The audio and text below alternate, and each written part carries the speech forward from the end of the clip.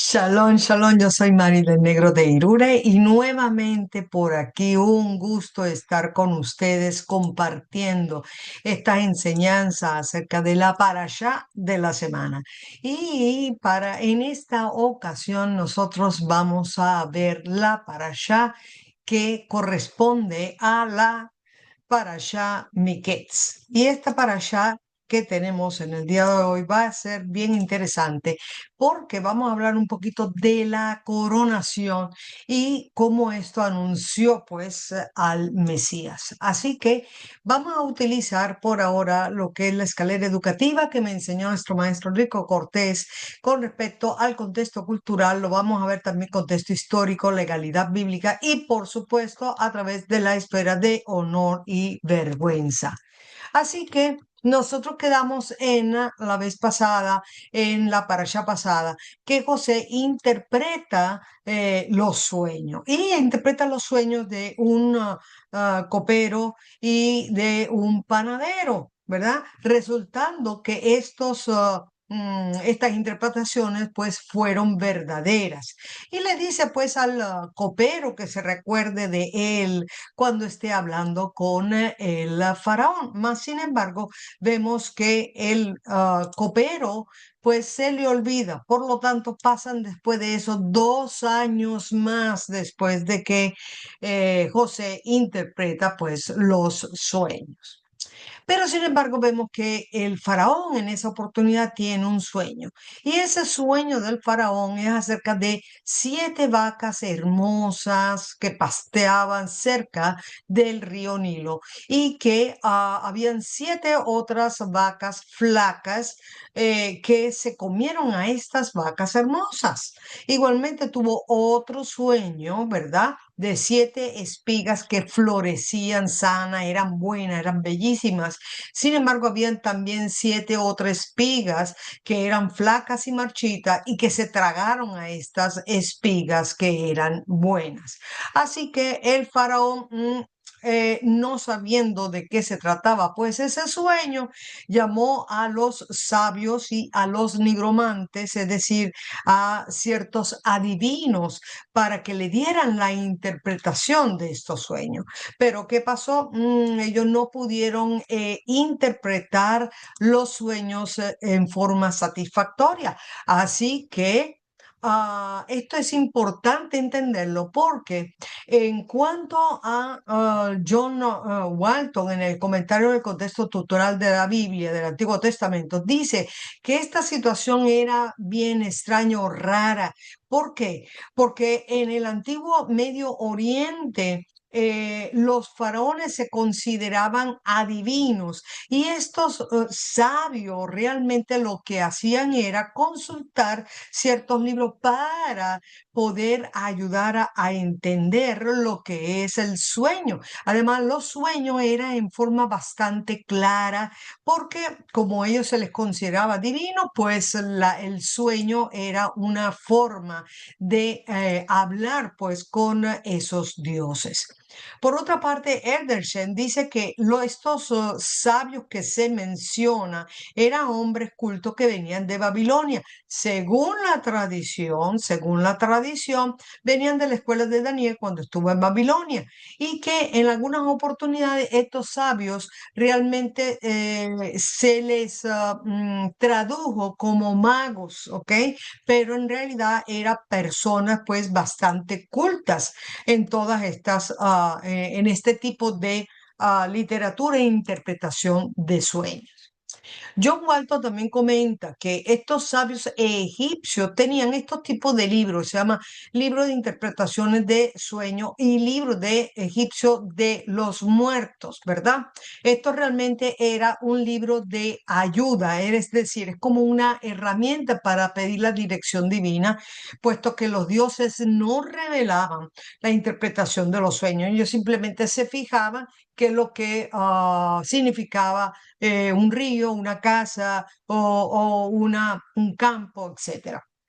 los sueños era interpretado pues como si fuese una puerta para otra dimensión, como un enlace entre el mundo de los vivos y de los muertos.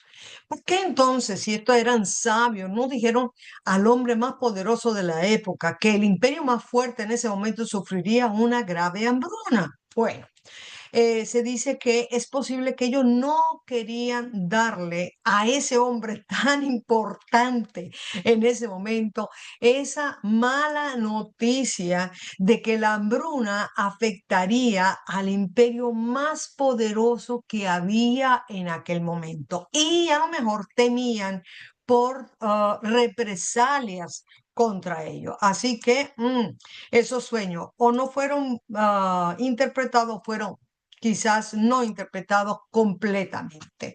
¿Ok?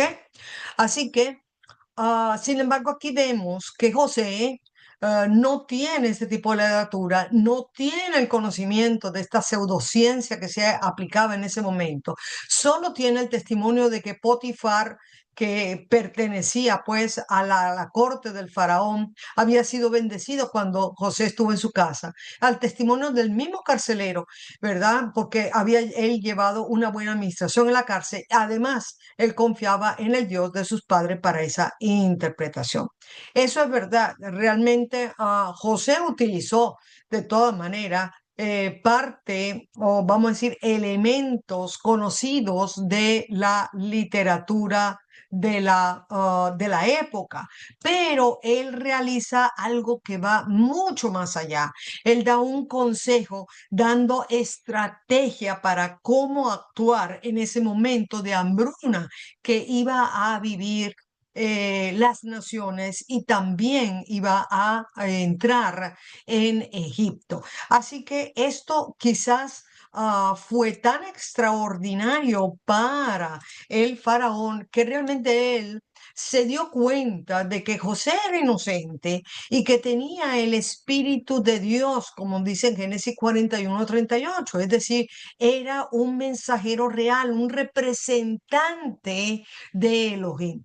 Así que ahora sí ocurre algo extraordinario. José pasa de vergüenza de ser un prisionero, ¿verdad? A tener uno de los mayores honores que se le podía dar.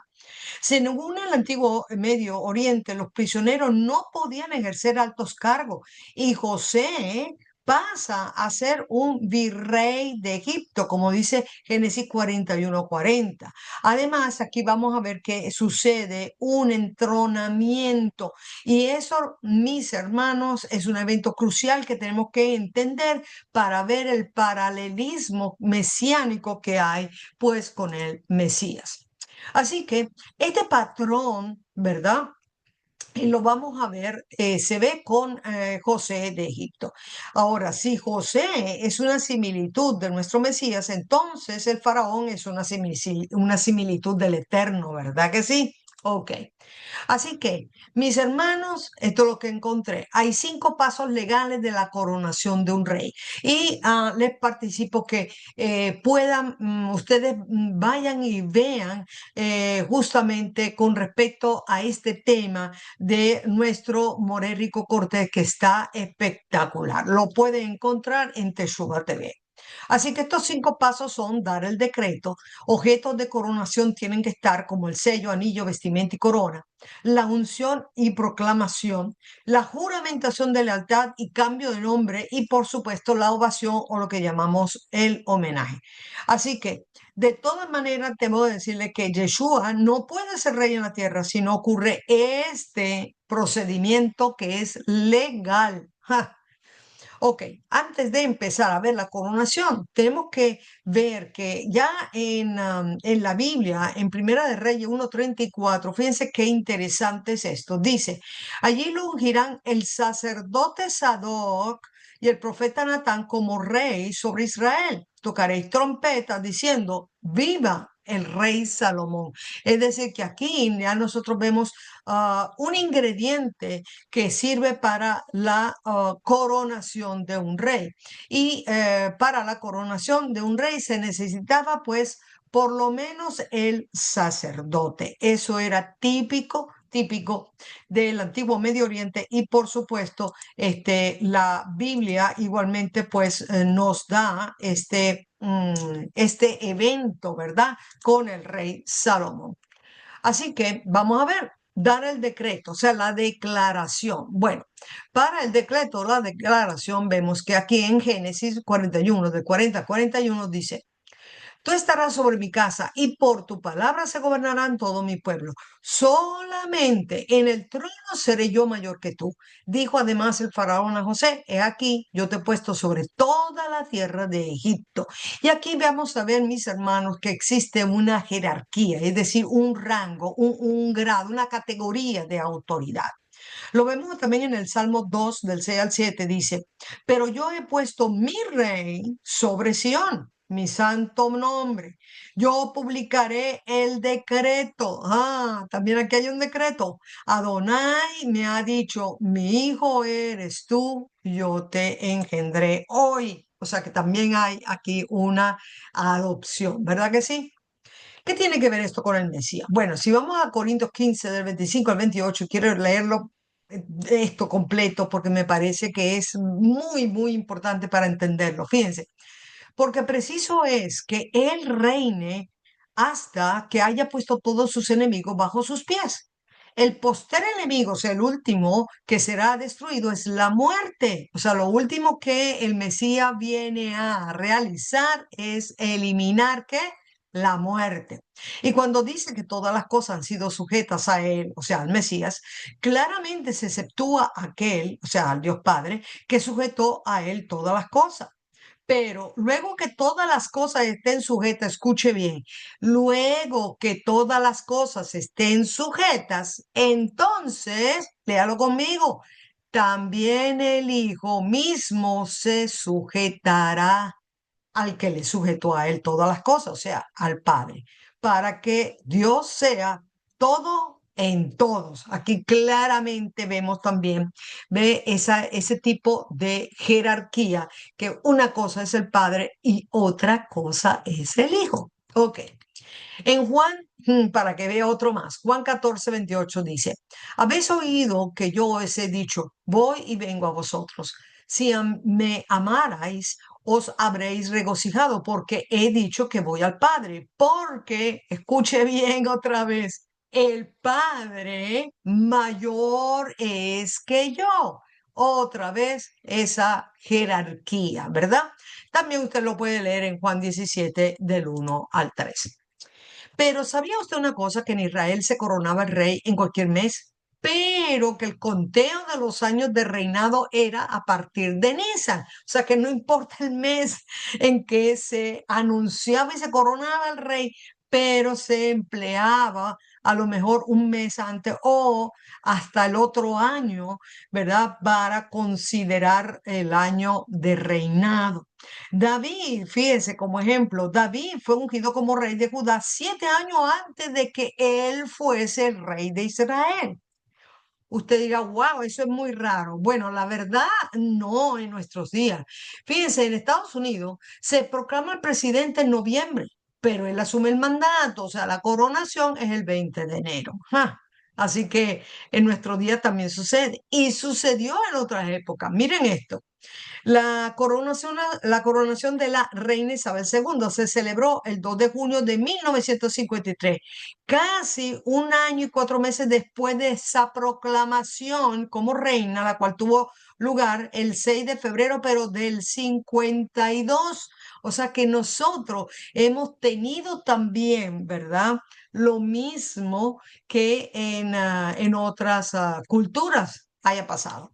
A pesar de que la reina Isabel, fíjense qué interesante también esto que encontré, hay muchas cosas interesantes. A pesar de que la reina Isabel falleció a sus 96 años de edad, escuche, mire esto, la figura del rey no es eliminada, o sea, el rey no muere. Bajo la antigua ley, escuche, se llama Rex Nunquam Moritur, ¿ok? El rey nunca muere. la figura de la corona británica siempre se mantiene. Por eso es que también nuestro More Rico dice que el padre no puede ser el hijo, porque si el hijo murió en la cruz, pues el padre no puede morir. ¿Por qué? Porque entonces sí estaríamos en graves problemas. Y existe justamente esa ley antigua del Rex Nunquam Moritur.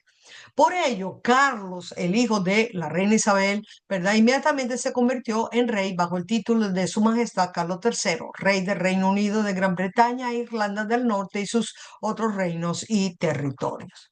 Y aquí vemos pues una fotografía que donde a diferencia de la proclamación del rey como acto solemne, pues por el luto de su mamá, la coronación del rey Carlos III no tuvo lugar pronto, se llevó a cabo pues en la primavera del 23. Lo mismo pasó con José. José le fue dada la primogenitura, ¿verdad? Pero pasaron 20 años a que él fuese investido como virrey de Egipto. Idéntico, ¿verdad? Bueno, otra de las cosas, objeto de coronación. Mire, arqueológicamente se ha encontrado esto, el sello de Ezequiel, pero también hoy en día, por ejemplo, tenemos y hemos visto pues de que todavía existe dentro como una reliquia el sello oficial de la reina Isabel II. Por otra parte, en Génesis 41-42, fíjense que también aquí existen estos objetos de coronación. Dice, entonces Faraón quitó su anillo de su mano y lo puso en la mano de José. El anillo era como un sello de todo lo que era legal. Se ponía pues el anillo para que tuviera ese tipo de legalidad. Además del anillo, en Génesis 41-42 dice que lo hizo vestir de ropas de lino finísimo y además un collar de oro en su cuello. Bueno, esto es típico de la coronación. Aquí vemos, por ejemplo, en esta proclamación. No se le dice coronación, ya voy a explicar por qué, de rey Felipe, porque la coronación aquí, perdón, la proclamación, la vestimenta, como usted ve, el padre, el rey, abdica y le pone un cinto que en este caso es rojo. Y esto tiene también su significado, ¿verdad? El Mesías dice que va a venir con una vestimenta de lino teñida de sangre, como dice Apocalipsis 19:13. Aparte de eso, pues aquí lo vemos pues también con la corona de oro. Fíjense que también hay otros elementos como el cetro, ¿verdad? En Esther 5:2 dice, y cuando vio la reina Esther que estaba en el patio, ella tuvo gracia ante sus ojos y el rey extendió a Esther el cetro de oro que tenía en la mano. Aquí vemos a la reina Isabel, ya es más en nuestros tiempos, ¿verdad? Tiene la corona, tiene lo que es el collar de oro y también estamos viendo pues el cetro. Fíjense que cuando Felipe fue no coronado, proclamado como rey, pues nunca fue coronado. ¿Por qué? Porque en realidad en ese momento, pues lo que es el gobierno español se alejó un poco, pues por decirlo así, de lo que es la Iglesia Católica. Por lo tanto, nunca se le colocó la corona en su cabeza, pero sí tenían que estar presentes, como usted lo ve aquí, la corona y el cetro. ¿Ok? Por eso que no se llama coronación de rey Felipe, sino la proclamación nada más. Sin embargo, fíjense que su papá, ¿verdad? El rey Carlos, sí se le colocó su corona, porque usted ve aquí que había que un arzobispo, ¿verdad? Aquí presente, es decir, había un sacerdote. Durante la coronación de rey Carlos III, nosotros vemos que hubo el arzobispo de York, que es de norte de Inglaterra y de la isla Man, además de otro arzobispo de Canterbury, que es todo lo que es la comunión anglicana. En Apocalipsis 14:14 dice, además, miré y he aquí una nube blanca, y sobre la nube uno sentado semejante al Hijo del Hombre que tenía en la cabeza una corona de oro, y en vez de un cetro, tiene en la mano una hoz. aguda. Eso no lo vamos a hablar hoy, ese es otro tema. Ok, vamos con la proclamación. Ok, ok, durante la proclamación pública, ¿verdad? Vamos a ver, fue la proclamación del rey Felipe por la corona de España. Y la proclamación, como aquí está bien dicho, ¿verdad? Lo hizo pues para la juramentación y delante del pueblo. También sucedió en forma pública la de Carlos III, pero en esta oportunidad, aunque el rey o la persona no esté presente, es válida, ¿ok? Es válida. En Lucas 19, del 36 al 40, vemos que y dice así, y a su paso tendría sus mantos por el camino. Cuando llegaban ya cerca de la bajada del Monte de los Olivos, toda la multitud de los discípulos, gozándose, comenzó a alabar a Dios a grandes voces por todas las maravillas que habían visto, diciendo, bendito el Rey que viene en el nombre del Señor. Paz en el cielo y gloria en las alturas. Esta también hay una ovación. Aquí está el juramento, pues, de lealtad que tiene que hacer el rey. Vamos a ver en Lucas 22, 42, dice, Padre, si quieres pasa de mí esta copa, pero no se haga mi voluntad sino la tuya. Juan 4, 34, Yeshua les dijo, mi comida es que haga la voluntad del que me envió y que acabe su obra. Juan 5, de verso 30 dice, no puedo yo hacer nada por mí mismo, según oigo, así juzgo. Y mi juicio es justo, porque no busco mi voluntad, sino la voluntad del que me envió, la del Padre. Aquí vemos cómo se somete al Padre y hace ese juramento de lealtad a él. Aquí está la coronación del rey Felipe, del rey Carlos también. Es aquí una juramentación firmada y, por supuesto, juramentada. El juramento de rey se basa en gobernar políticamente, lidiar con las disputas legales, dirigir y dar protección al pueblo y, por supuesto, todo lo que es el suministro adecuado para su pueblo. Y el juramento del pueblo, que también lo hace, es apoyo militar, lealtad al rey, tributo y trabajar la tierra. Pero también hay un cambio de nombre, como hemos dicho. En Génesis 41, del 41 al 44 dice, y dijo Faraón a José, yo soy Faraón, sin ti ninguno alzará su mano ni su pie en toda la tierra de Egipto. Y llamó Faraón el nombre de José Safnat Panea. Wow, le hizo un cambio de nombre. Raro. No, no, mis hermanos, miren, el rey actual de España también le cambiaron el nombre. Era, vamos a decir que típico el cambio de nombre tanto en aquella época como en la actualidad en los reinados. De hecho, fíjense que se cambia el nombre de 4 a 5 nombres que se le colocan. Bueno, fíjense que al rey actual de España se llama Felipe, Juan, Pablo, Alfonso de todos los santos, de Borbón y Grecia. Creo que tiene 1, 2, 3, como 4 nombres. ¿Ok? Y pasó a tener el título de príncipe de Asturias. Ahora se llama Felipe IV de Borbón. El rey actual de Inglaterra también lo bautizaron como Carlos, Felipe, Arturo, Jorge. Pasó a tener el título de Su Majestad el rey Carlos III. ¿Se fijan? No es algo anormal. En Apocalipsis 19:12, sus ojos eran como de llama de fuego y había en su cabeza muchas diademas y tenía un nombre escrito que ninguno conocía sino él mismo. También va a tener un cambio de nombre. Génesis 41-45. Se le dio por mujer, o sea, a José, ¿verdad? O sea, una novia le dieron a Asenat, hijo de Potifera, sacerdote de On. Y salió José por toda la tierra de Egipto. Eso significa que le dieron nada más y nada menos que la hija de un sacerdote. Aquí elevaron el nivel, ¿verdad?, de honor de José. ¿Por qué de la hija de un sacerdote? Porque el sacerdote era el que se comunicaba con los dioses, por lo tanto, ¿verdad? Él era para el faraón el representante, recuerden lo que habíamos dicho, es un representante del Eterno. Y el Eterno le da al Mesías su pueblo Israel como novia y todas las naciones como su reino.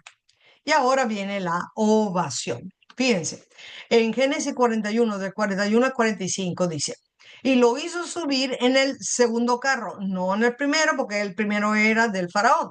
Y pregonaron delante de él, doblar rodilla y puso sobre toda la tierra de Egipto. En Apocalipsis 6, 2 dice, y miré, y he aquí un caballo blanco.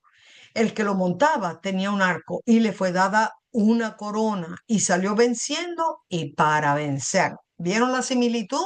Bueno, aquí vemos pues la foto de la ovación que se le hizo pues al rey Felipe y aquí está en su famoso Rolls Royce en la ovación ante su pueblo. Igualmente pues en la proclamación del rey Carlos, rey de Inglaterra, vemos pues la ovación, ¿verdad? Y por supuesto delante del pueblo. Y aquí tenía un carro especial, es un Aston Martin que se mueve con bioetanol basado en vino y queso. Especial el carro, ¿no? Bueno, esa fue la ovación. En Segunda de Reyes 11, 12 y 14 dice, sacando luego Joiada, o sea, era el sacerdote, al hijo del rey, Joás, ¿verdad? Le puso la corona y el testimonio y le hicieron rey ungiéndole y batiendo las manos dijeron, ¡viva el rey!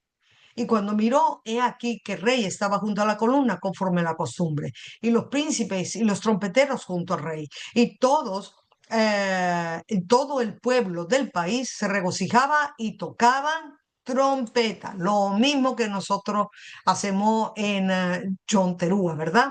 Bueno, aquí también está el toque de las trompetas en la proclamación pues del rey Carlos III. Aquí está John Terúa, como le dije, que también pues nosotros tocamos pues, hacemos la proclamación del reinado del Eterno y tocamos pues el shofar. Y por supuesto la ceremonia de entronamiento del Mesías, quiero que la lean de Apocalipsis 5 del 1 al 14, es espectacular para que pueda entender aún más este entronamiento pues que sucede pues en Apocalipsis. Y quiero terminar con esto, que José es el arquetipo del Mesías. José, fíjense que hay una similitud, fue rechazado por sus hermanos, como dice en Génesis 37, pero el Mesías también fue rechazado por sus hermanos los judíos, como en Juan 1:11. Fue vendido por 20 piezas de plata, el Mesías también fue vendido por 30 piezas de plata.